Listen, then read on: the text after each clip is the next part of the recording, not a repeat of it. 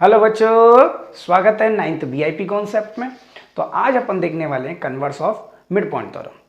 तो पिछली video lecture में अपन ने बात कर ली थी मिड पॉइंट थ्योरम और उसका प्रूफ की। तो आइए देख लेते हैं पहले इसका स्टेटमेंट, फिर देख लेते हैं इसका प्रूफ। तो बेसिकली इसका स्टेटमेंट कह रहा है the line drawn through the mid point of one side of a triangle is parallel to the another side and intersect the third side at midpoints। तो क्या आपने समझा इस स्टेटमेंट से? पहले वो देख लेते हैं कि क्या हमें प्रूव करना है, क्या गिवन दिया है।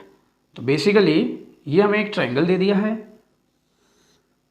ए बी सी और इसका एक मिड पॉइंट दे दिया, ये गया जी। इससे एक मैंने लाइन डाली है, ठीक है ना, किस पर? थर्ड साइड पर, ए सी पर, ठीक है ना, एट पॉइंट ई, ठीक। और जो लाइन है वो डी के पैरेलल, बी सी के पैरेलल दी है, वो दी हुई है, बोला है ना उसने, it's parallel to the another side, यानी कि डी किसके पैरेलल है? बी सी के। और यहाँ हमें प्रूफ करना है कि ई इज एम पी, यानी मिड पॉइंट ऑफ ए सी है। उसने कहा it intersect at mid point of the third side, ठीक है ना। ये अपन को प्रूफ करना था, ठीक है ना, और ये अपन को गिवन दिया। तो देख लेते हैं इसका गिवन। तो गिवन दे दिया है, जो बोला था वही चीज करनी है, वो थोड़ा सा लिखना है। तो बोल देते हैं triangle A B C is a triangle, ठीक। और क्या दे दिया है इसमें? डी किसके पैरेलल है? बी सी के। पहले तो डी क्या दे दिया? मिड पॉइंट दे दिया। D is mid point of A B, ठीक। और डी किसके पैरेलल है? बीसी के पैरेलल, ठीक है ना। किसके पैरेलल है? बीसी के पैरेलल, ठीक है ना। तो देख लेते हैं इसका टू प्रूफ।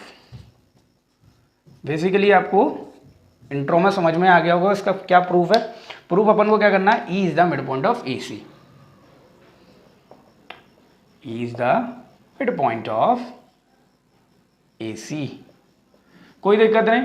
अब भैया कन्वर्स कर रहे हैं या थ्योरम कर रहे हैं, थोड़ा सा कंस्ट्रक्शन तो करना है भाई। क्या करना है कंस्ट्रक्शन? यहाँ पर छोटा सा कंस्ट्रक्शन करना है, प्रूफ वालों में छोटा सा कंस्ट्रक्शन करना है। बेसिकली क्या कंस्ट्रक्शन करना है? इस डी को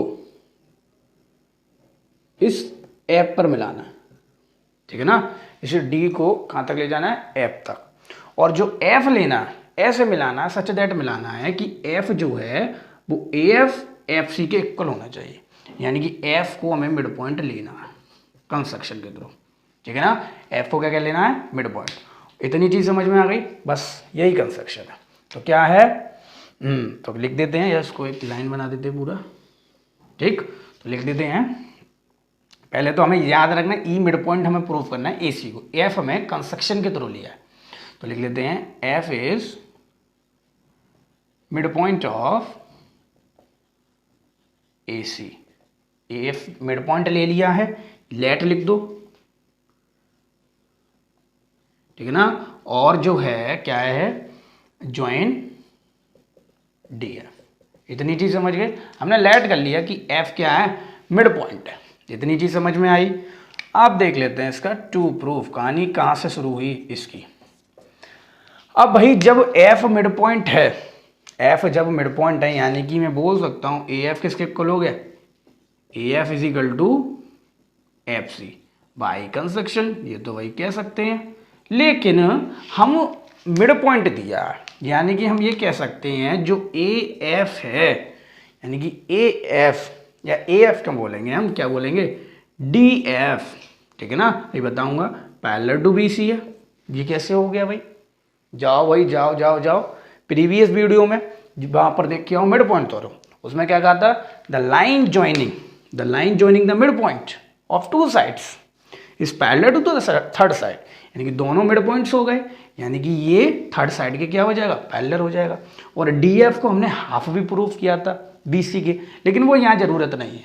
हमें जरूरत किसकी है? D F parallel to B C दिया, ये किसके थ्रू कर दिया आपने? By M P. M P मतलब मिड पॉइंट थ्योरम। इतनी चीज समझ गए, कोई दिक्कत नहीं। अब भाई गिवन हमें क्या दे दिया है कि D parallel to B C है।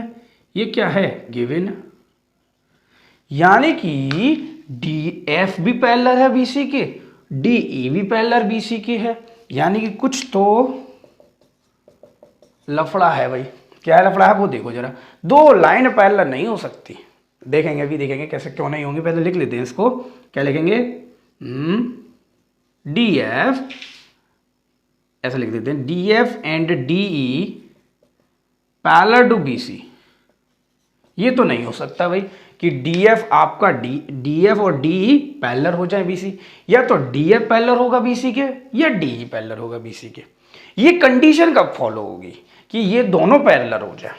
ये कंडीशन कब फॉलो होगी ये दोनों पैरेलल हो जाए? ये कंडीशन कब आएगी? दोनों कंडीशन, ये जब कंडीशन आएगी जब आपका एफ सी किसके इक्वल हो जाएगा? ई सी के, यानी कि एफ सी से डिस्टेंस ये वाली पर्टिकुलर और ये वाली डिस्टेंस दोनों इक्वल हो जाएंगी। और ये कब इक्वल होंगी? कि जब एफ और ई आपस में घुल जाएंगे, यानी कि कोइंसाइड कर जाएंगे, एक के ऊपर एक हो जाएंगे, एज अ वन पॉइंट काम करेंगे। ये कंडीशन जब फॉलो होगी, ठीक है ना, तो हम बोल सकते हैं, क्या बोल सकते हैं, हाँ, तो ये चीज ना लिखे तो ये ठीक है। तो by equation first and second, ठीक है ना, तो बोल सकते हैं हैंस इट कॉन्ट्राडिक्ट अवर अजप्शन, यानी कि हमारे अजप्शन को रॉन्ग ठहरा रहा है। हमारा क्या था, हमारा अजप्शन क्या था कि D F parallel to B C है और D E parallel to B C हो गया, यानी कि हमारा अजप्शन कैसा है, रॉन्ग है, ठीक है ना। सही कब होगा? जब सभी यही जब होगा जब एफ सी किसके इक्वल हो जाएगा? ई सी के, यानी कि एफ और ई आपस में कोइंसाइड कर जाएंगे, एक के ऊपर एक आ जाएंगे, यानी कि एक पॉइंट की तरह काम देंगे, ठीक है ना। तो बोल सकते हैं अजप्शन, तो बोल सकते हैं इट कंडीशन, या कंडीशन, या बोल सकते हैं our assumption is true when f and e are coincide to each other, f and e are coincide to each other, ये चीज नहीं, इधर लिख देंगे each other, कोई दिक्कत वाली बात नहीं है। इतनी चीज समझ में आ गई कि ये दोनों आपस में कैसे कर रहे हैं, कोइंसाइड। और जब कोइंसाइड कर रहे हैं, या तो मैं डी एफ बोलूं, मतलब एक पॉइंट की तरह काम कर रहे हैं, या तो मैं डी एफ बोलूं या डी बोलूं, दोनों कैसे होंगे, इक्वल। अब तो काम समाप्त हो गया कि डी एफ किसके इक्वल है, डी ई के, और जब डी एफ डी ई के इक्वल हो जाएगा, इसका मतलब बोल सकता हूं हैंस क्या बोल सकता हूं कि डी एफ डी के इक्वल है, यानी कि एफ को क्या माना था हमने, मिड पॉइंट, इसका मतलब ई वी क्या हो जाएगा, मिड पॉइंट। तो बोल सकता हूं हैंस, क्या बोल सकता हूं, D F is equal to D, इतनी चीज समझिए, F and D are coincide to each other and hence G F is equal to D. तो बोल सकता हूं शो, क्या बोल सकता हूं, E is mid point of A C. यही क्या करता हमारा प्रूफ था, और भैया ये प्रूफ हो गया। तो वीडियो अच्छी लगी हो तो चैनल को करो सब्सक्राइब और वीडियो को करो लाइक। तो बने रहिए इंपॉर्टेंट कॉन्सेप्ट के साथ।